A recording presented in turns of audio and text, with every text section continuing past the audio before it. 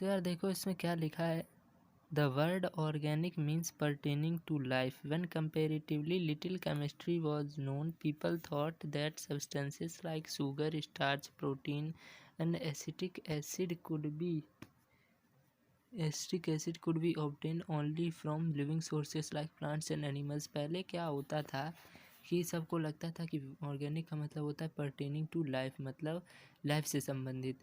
जब थोड़ी बहुत केमिस्ट्री पता थी तो लोगों को लगा ये जो शुगर, स्टार्च, प्रोटीन हमें मिल रहा है ये वगैरह वगैरह, तो ये प्लांट्स और एनिमल्स से आते हैं। तो इन्हें क्या नाम दिया गया, ऑर्गेनिक कंपाउंड्स, मतलब ये लिविंग ऑर्गेनिज्म से आते हैं। और इसकी केमिस्ट्री को क्या बोला गया, ऑर्गेनिक केमिस्ट्री।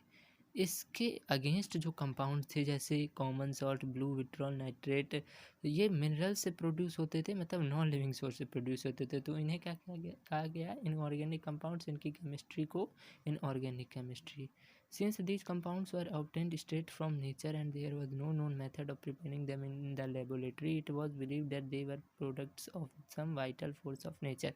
इन मतलब ऐसा मतलब माना जा रहा था कि ये मतलब नेचर के द्वारा सीधे आते हैं, तो इन्हें कोई वाइटल फोर्स होगा इसी वजह से। तो vital force theory of organic compounds was soon discarded when in 1828 a German chemist named Friedrich Wohler showed that it was possible to obtain an organic compound urea from the laboratory process। मतलब urea को obtained करके दिखाया इन्होंने laboratory process से। किससे, ammonium सायानेट से, inorganic compound से laboratory process में। देखो NH4CNO हीट दिया अमोनियम साइनाइड पे तो क्या हुआ, CONH2 का होल 2 यूरिया बना। तो 1845 में Kolbe prepared acetic acid from its constituent elements carbon, hydrogen and oxygen. इसी तरीके से बर्थेलॉट ने क्या किया, मीथेन गैस को सिंथेसाइज किया। In this manner the old concept of organic chemistry was given up and it was accepted that organic chemistry is essentially the chemistry of carbon compounds। और ऐसा माना गया कि ऑर्गेनिक केमिस्ट्री क्या है, chemistry of carbon compounds. अब organic compounds देखो, based on the fact that all organic compound essentially contain carbon, the term organic compounds now applies to the compounds of organic carbon, and organic chemistry is defined as the study of carbon compounds।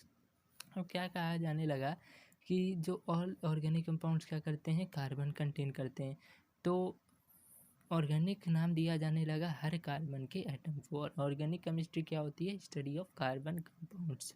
लेकिन ये जो होता है वो किसको किसको exclude कर देता है, study of carbon compounds, oxides of carbon, metallic carbonates, related compounds like metal cyanides, metal carbides etcetera.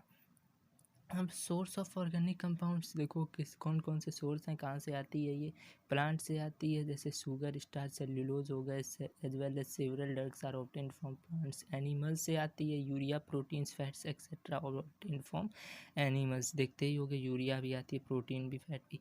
Coal, destructive distillation of coal produces benzene, toluene, naphthalene, dyes, drugs, perfumes etcetera. Petroleum से आती है large number of organic compounds like gasoline, fuel gases, petrol, naphtha etcetera और obtained from petroleum। fermentation compounds like ethyl alcohol and acetic acid are obtained by fermentation।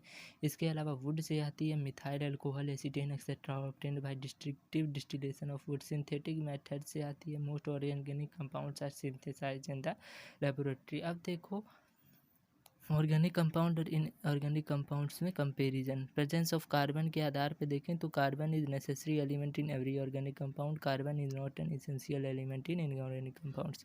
अब solubility in water, they generally do not dissolve in water, they generally dissolve in water.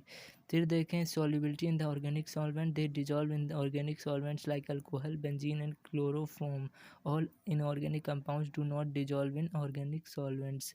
melting boiling point देखो, they have low melting boiling point and easily decompose on heating, they have high melting and boiling point and usually do not decompose on heating। इसके बाद देखो क्या है तुम्हारा combustibility के basis पे they are inflammable, that is they catch fire easily, they do not burn easily. इसके अलावा बॉन्डिंग में chemical bond, covalent bond form करता है ऑर्गेनिक कंपाउंड्स, और ये inorganic compounds ionic bond. Conductivity, they are non-electrolytes. Only those that form ionic bonds are good electrolytes. Isomerism, they show the phenomena of isomerism. No such phenomena is shown by inorganic compounds. Color and smell, organic compounds have characteristic color and odor. Most of them are colorless and odorless. If reactions, molecular reactions are slow due to the presence of linkages, these reactions never proceed to completion. Ionic reactions are fast and covalent reactions are slow. अब देखो application of organic chemistry आज कहाँ कहाँ use हो रही है. Organic compounds are extremely useful to us in our daily life. The soaps and shampoos use while taking bath, the powder perfume जो apply करते हैं, clothes wear, food we eat, carbohydrate, protein, fats, vitamin, fuels use, natural gas वगैरह वगैरह. तो ऐसी बहुत कम चीज़ें हैं जिसमें हम ऑर्गेनिक कंपाउंड्स का यूज ना करते हों.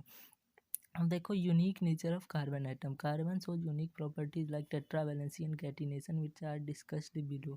tetravalency देखो, carbon has 4 valence electrons. C is equal to 6 होता है. मतलब क्या होता है, 6 नंबर पे आता है तो इसकी इलेक्ट्रॉनिक कॉन्फ़िगरेशन 2 4 होती है. Since it can neither lose nor gain electrons to attain octet, it forms covalent bond by sharing its 4 electrons with the other atom. This characteristic of the carbon atom by virtue of which it forms 4 covalent bonds is called the tetravalency of carbon. इसमें दिखाया भी गया है कैसे हो रहा है tetravalency. Catenation, carbon atom possesses an unique property to link together, मतलब to form very long chains. This property is referred to as catenation. Carbon खुद ही में लिंकिंग बना रहता है. लिंकिंग मतलब क्या होता है, जुड़ाव, जुड़ जाता है. The property of self linking of atoms of an element through covalent bonds in order to form straight chain, branch chain या cyclic chains of different size is known as catenation. The property of catenation is shown by other elements but carbon exist this property to maximum extent. ये बहुत सारे atoms के द्वारा show किया जाता है पर कार्बन इस चीज़ को ज़्यादा करता है. This is due to greater strength of carbon carbon bond and due to the tetravalency covalency of carbon.